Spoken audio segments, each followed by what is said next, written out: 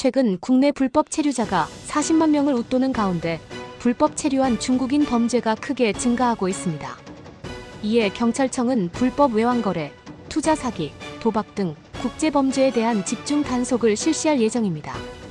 특히 범죄 조직에 이용당하는 사례도 많아 합동수사팀을 중심으로 발생 초기부터 적극 대응하고 불법 체류자들을 강제 추방하고 있습니다. 이것은 마이클 로버츠 교수님이 국제이주와 인권 수업 첫날 보여주신 한국의 뉴스 헤드라인이었습니다. 안녕하세요. 저는 UCLA에서 국제학과를 전공하고 사회학을 부전공으로 공부하고 있는 대학교 2학년 학생 에밀리 패터슨입니다. 오늘 여러분께 제가 겪었던 특별한 경험과 불법 체류자 문제에 대한 새로운 시각을 나누고 싶습니다. 봄학기에 신청한 국제이주와 인권 수업은 제 시각을 완전히 바꿔놓았습니다. 첫 수업부터 마이클 로버츠 교수님은 저를 포함한 모든 학생들의 관심을 사로잡으셨습니다. 여러분, 오늘부터 우리는 세계 각국의 이민 정책과 불법 체류자 문제를 탐구할 것입니다.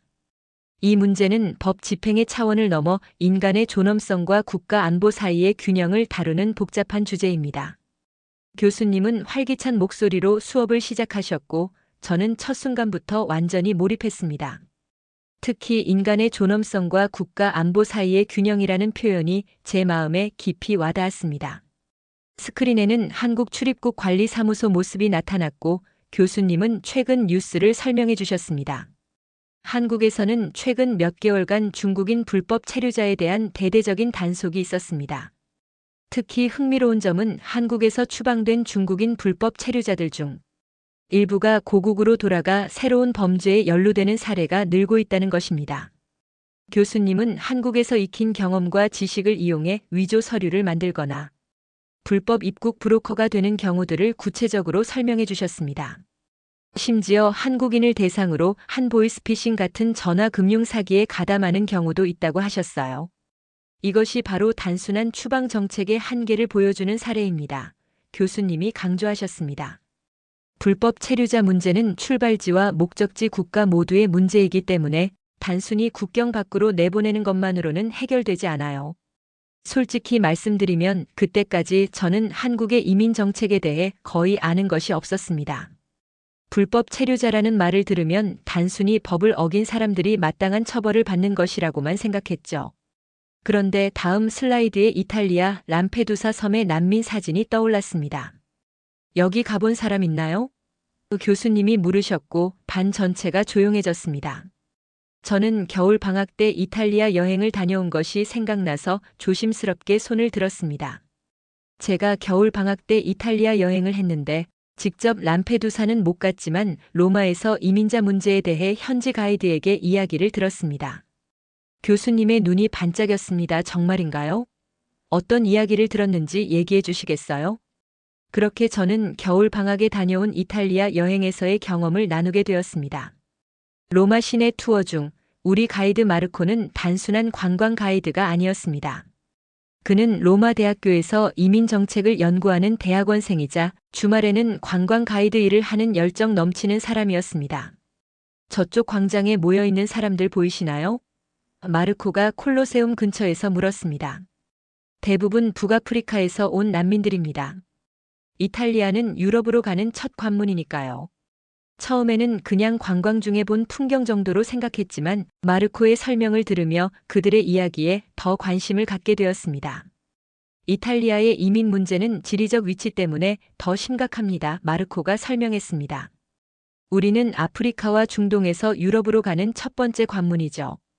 특히 리비아 해안에서 시칠리아까지는 배로 몇 시간이면 도착할 수 있는 거리입니다. 많은 이민자들이 람페두사 같은 작은 섬에 도착하는데 최근 몇 년간 수천 명이 지중해를 건너다 목숨을 잃었습니다. 마르코의 목소리에는 진심 어린 안타까움이 묻어났습니다. 저는 더 알고 싶어 물었습니다. 그런데 이탈리아 정부는 어떻게 대응하고 있나요? 마르코는 주변을 둘러보더니 조금 목소리를 낮추며 솔직하게 말했습니다. 정부는 꽤 강경한 입장입니다. 해상 구조 활동을 제한하고 국경을 더 엄격하게 통제하려 하죠. 사회적으로도 이민자들을 둘러싼 갈등이 심해지고 있어요. 마르코의 설명을 들으며 유럽의 이민 문제가 우리가 관광객으로서 보는 아름다운 도시의 이면에 숨겨진 어두운 현실이라는 생각이 들었습니다. 그날 저녁 호텔에서 TV를 보는데 CNN 국제뉴스에서 한국 불법 체류자 단속 뉴스가 나왔습니다. 한국, 중국인 불법 체류자 대규모 단속. 강제 추방 후 범죄 연루 사례 증가. 당시에는 그냥 흘려들었는데 이렇게 수업에서 다시 만나게 될 줄은 정말 몰랐습니다. 세상은 생각보다 더 연결되어 있다는 느낌이 들었어요. 훌륭한 관찰이에요. 제 이야기를 들은 교수님이 칭찬해 주셨습니다. 실제 현장에서 본 경험은 학문적 공부와는 또 다른 통찰을 줍니다. 이제 다양한 국가의 불법 체류자 정책을 비교해 볼까요? 교수님은 슬라이드를 넘기며 세계 여러 나라의 이민 정책을 세부적으로 설명해 주셨습니다. 각 나라마다 접근법이 놀라울 정도로 달랐습니다. 일본의 경우는 매우 엄격한 정책을 펼치고 있습니다. 교수님이 말씀하셨습니다. 일본은 세계에서 가장 엄격한 이민 통제 국가 중 하나입니다. 일본은 출입국 관리국을 통해 불법 체류자를 철저히 단속하고 적발 시 거의 추방 조치를 취한다고 합니다. 2023년 기준으로 일본의 불법 체류자는 약 8만 명 정도로 전체 외국인 인구의 2% 정도밖에 안 된다니 정말 놀라웠습니다.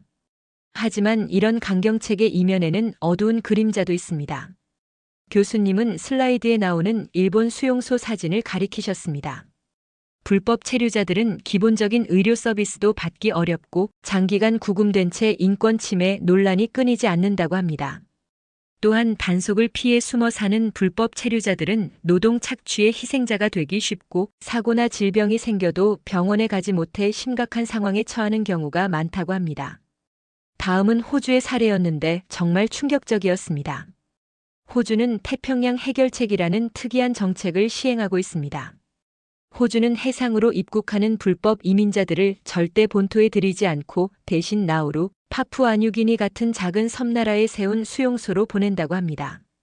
2013년부터 시행된 이 정책은 불법 입국을 크게 줄였지만 국제 인권단체들의 거센 비판을 받고 있어요. 수용소 내 열악한 환경, 정신건강 문제, 아동 학대 의혹까지 인도주의적 측면에서는 최악의 사례로 꼽힌다고 합니다. 교수님은 실제 수용소 내부 사진과 함께 그곳에서 몇 년씩 갇혀 지내는 사람들의 증언도 들려주셨는데 정말 마음이 아팠습니다.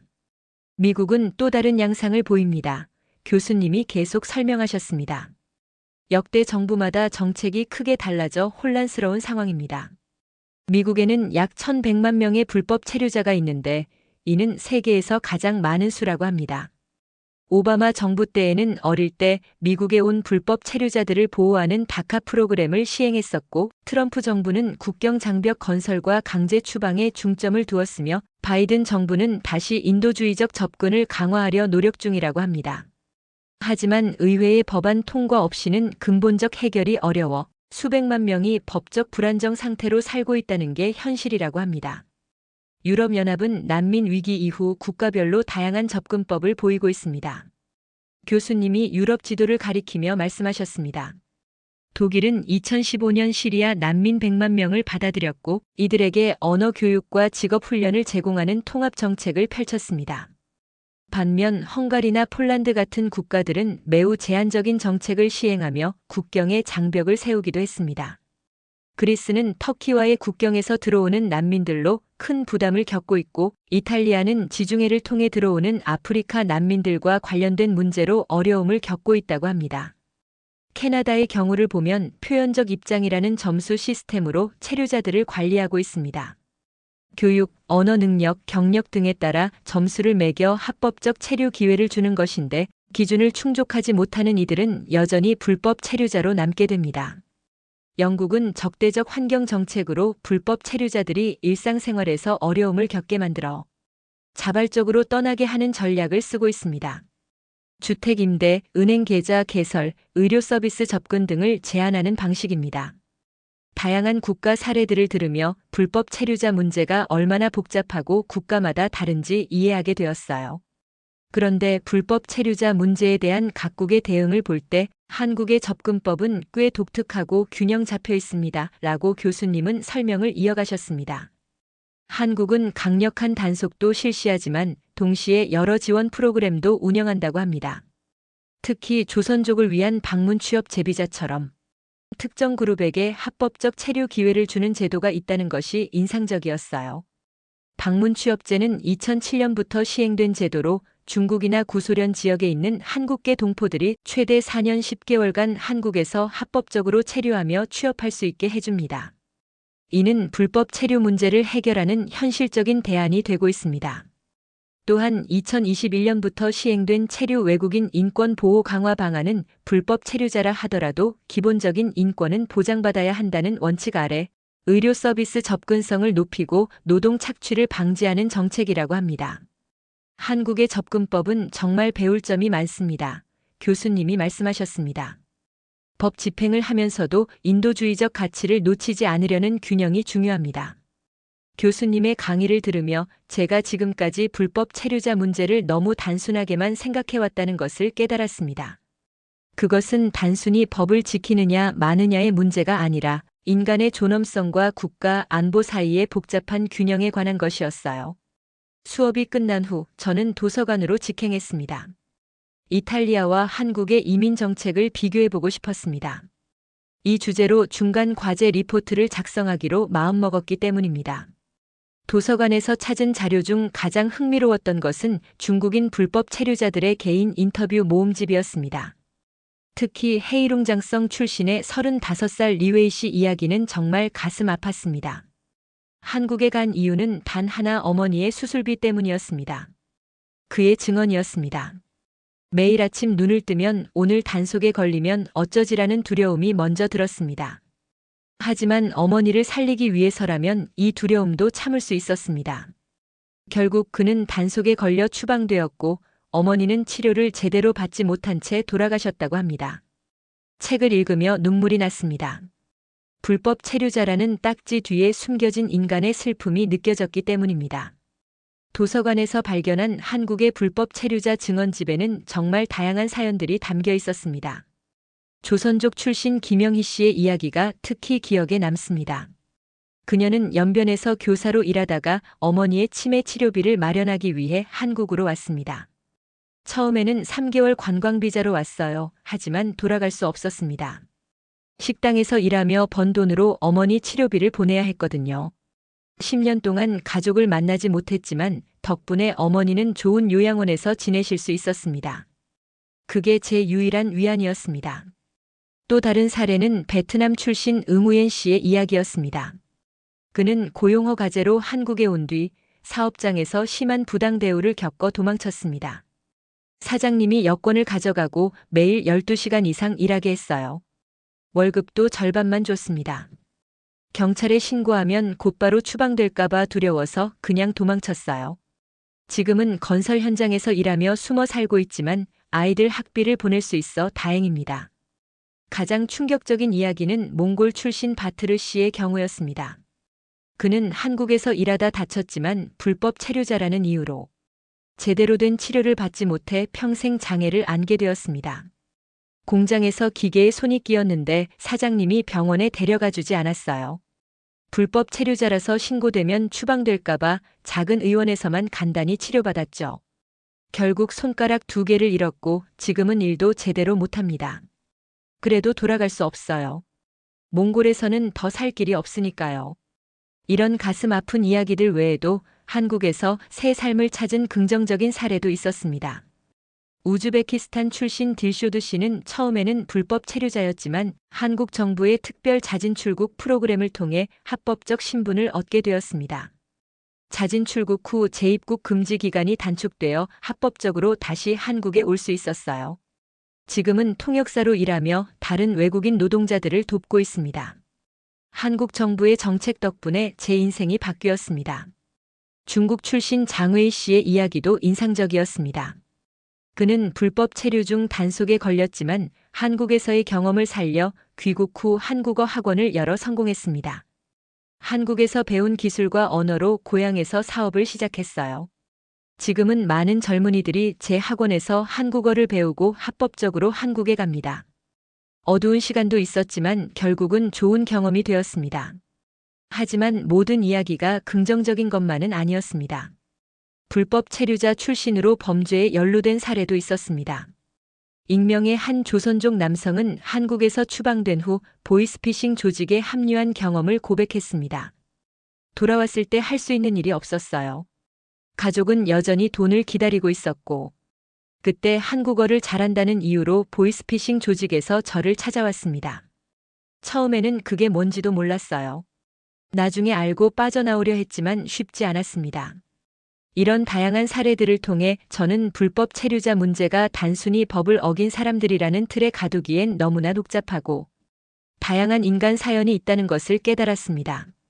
그들 중 대다수는 가족을 부양하기 위해 어쩔 수 없이 한국에 머물렀고, 일부는 귀국 후에도 한국에서의 경험을 긍정적으로 활용했습니다.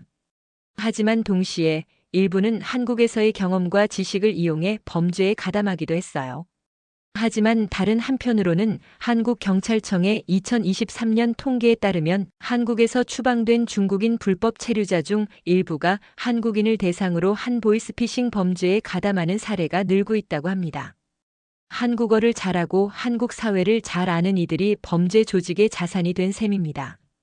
심지어 위조 서류로 재입국을 하거나 다른 중국인들의 불법 입국을 돕는 브로커가 되는 경우도 있었어요. 이러한 양면성을 보며 더 혼란스러워졌습니다. 한편으론 불법 체류자들의 어려운 상황에 공감하면서도 다른 한편으로는 그들 중 일부가 범죄에 연루된다는 사실이 우려되었어요. 다음 수업에서 교수님은 불법 체류자 문제에 대한 다양한 해결책을 토론하자고 하셨습니다. 평소에는 수업 중에 발언하는 것이 부끄러웠지만 이번에는 용기를 내어 손을 들었어요.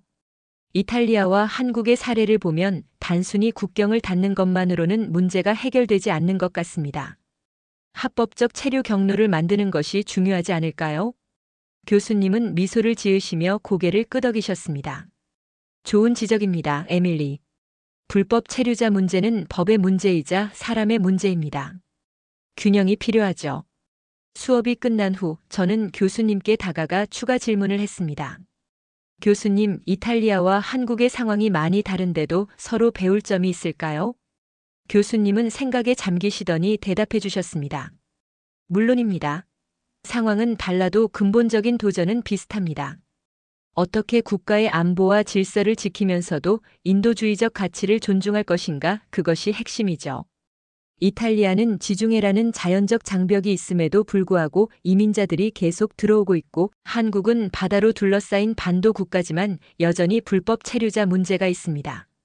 중요한 것은 어떤 정책이든 사람을 잊지 않는 것입니다. 법적 테두리 안에서도 인도주의적 접근은 가능하니까요. 교수님의 말씀에 큰 감명을 받은 저는 중간 과제로 이탈리아와 한국의 이민 정책을 비교하는 리포트를 쓰기로 했습니다. 도서관에서 밤을 새워가며 자료를 찾았고, 이탈리아 여행에서 만난 마르코에게도 이메일을 보내 현지 상황에 대해 더 자세히 물어봤습니다. 마르코는 친절하게 답장을 보내주었습니다. 이탈리아의 멜로니 정부는 강경한 입장이지만 지방 정부와 시민단체들은 이민자들을 돕기 위한 다양한 프로그램을 운영하고 있어요. 법적으로는 불법이어도 인간적으로 접근하려는 노력이 있다는 거죠. 마르코의 이메일에는 이탈리아 NGO들의 활동 사례와 지방 정부 차원의 이니셔티브에 대한 구체적인 정보가 있었습니다. 공식적인 정부 정책과 현장에서의 실제 대응 사이에는 큰 괴리가 있다는 것을 알게 되었어요. 한국에 대한 자료를 찾으면서 알게 된 사실은 한국 정부가 외국인 근로자 지원센터라는 기관을 전국에 설치하여 불법 체류자들에게도 기본적인 상담과 의료 서비스를 제공하고 있다는 것이었습니다. 또한 불법 체류 외국인 자진 출국 제도를 통해 자발적으로 귀국하는 불법 체류자들에게는 재입국 제한 조치를 완화해주는 정책도 시행하고 있었어요. 이런 정책들은 단순히 법을 어겼으니 처벌받아야 한다는 흑백 논리에서 벗어나 현실적인 해결책을 모색하는 접근법이라고 생각되었습니다. 이런 복잡한 현실을 접하면서 제가 지금까지 흑백 논리로만 생각했던 문제가 얼마나 다층적이고 복잡한지 깨닫게 되었습니다. 리포트를 마무리하면서 제 생각은 더 명확해졌습니다. 불법 체류자 문제는 법과 인도주의 사이의 끊임없는 균형 찾기입니다. 한국과 이탈리아의 사례는 이 복잡한 문제에 대한 완벽한 해답을 제시하지는 않지만 법적 테두리 안에서도 인도주의적 접근이 가능하다는 것을 보여줍니다. 중요한 것은 불법 체류자라는 단어 뒤에 있는 사람들을 보는 것입니다. 그들도 우리와 같은 인간이며 더 나은 삶을 위해 어려운 선택을 한 사람들입니다. 동시에 범죄 연루 가능성과 같은 부정적 측면도 현실적으로 인정하고 대처해야 합니다. 균형 잡힌 시각으로 문제를 바라보는 것이 중요합니다. 교수님은 제 리포트에 A 학점을 주시며 이런 코멘트를 남겨주셨습니다. 에밀리, 당신은 복잡한 문제를 균형 잡힌 시각으로 분석했습니다. 개인의 경험과 통계적 데이터를 잘 융합하여 설득력 있는 논지를 펼쳤습니다. 특히 현장 경험과 학문적 연구를 연결시킨 부분이 인상적입니다. 이 수업을 통해 저는 불법 체류자 문제를 바라보는 제 시각이 완전히 바뀌었음을 느꼈습니다.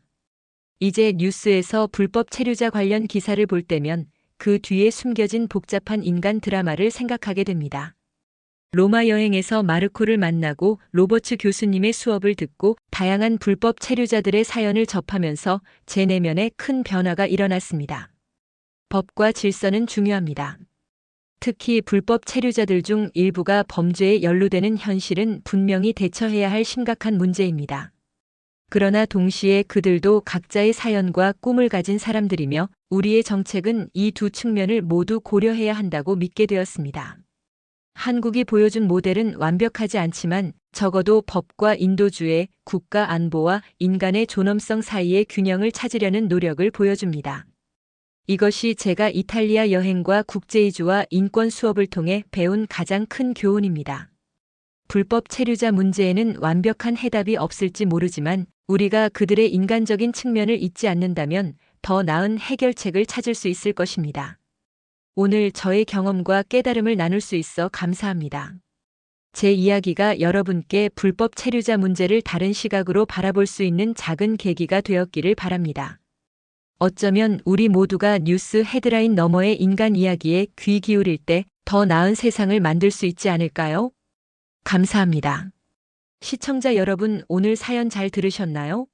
이 이야기는 우리에게 법과 질서의 중요성을 인정하면서도 불법 체류자 한 사람 한 사람의 꿈을 바라보는 균형 잡힌 시각이 필요하다는 값진 가르침이었습니다. 만물이 함께 자라도 서로 해치지 않고 길이 함께 가도 서로 방해하지 않는다. 이 말처럼 우리도 서로 다른 배경과 사연을 가진 이들과 함께 살아가는 지혜를 배워야 하지 않을까요? 오늘도 어딘가에서 더 나은 삶을 위해 힘겨운 여정을 이어가고 있는 이들에게 따뜻한 시선을 보내봅니다. 좋은 하루 되세요. 오늘도 사랑합니다.